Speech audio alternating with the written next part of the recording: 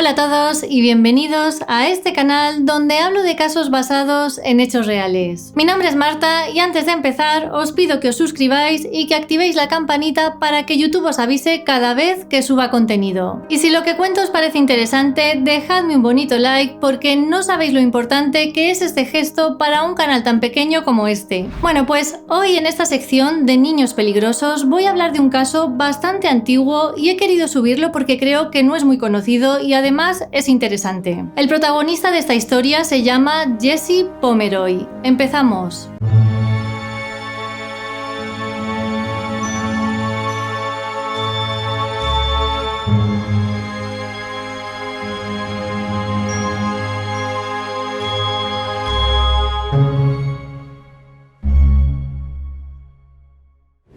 Jesse Harding Pomeroy nació en Massachusetts, Estados Unidos, el 29 de noviembre de 1859. En su época fue la persona más joven condenada en este estado por quitarle la vida a otra persona. Jesse tenía un hermano 2 años mayor que él, llamado Charles, y ambos eran hijos del matrimonio formado por Thomas y Ruth Pomeroy. Según cuentan, su padre bebía en exceso y esto le llevaba a cometer abusos por cualquier cosa que le pudiese llegar a enfadar. Este hombre lo que hacía era llevar a sus hijos a una cabaña donde les desnudaba y les golpeaba hasta calmar su enfado. Sin embargo, lejos de pasarlo mal, Jesse empezó a sentir placer con el dolor que le infligía su progenitor. Según los relatos de la época, la apariencia de este chico inspiraba miedo. Su cuerpo era muy grande para su edad, así como su cabeza, orejas y rasgos faciales. Además, su ojo derecho carecía de pupila y el iris era tan claro que le daba un aspecto aterrador. A esto hay que añadir que tenía una personalidad retraída, era solitario, nunca sonreía y de vez en cuando le daban ataques de nervios. Desde muy pequeño, debido a su físico y a su carácter, llegó a ser pasto de los niños abusadores del barrio. Jesse empezó quitándole la vida a los canarios de su madre y cuando ésta le sorprendió torturando al gato del vecino, decidió que la familia no podía tener mascotas. Entre 1871 y 1872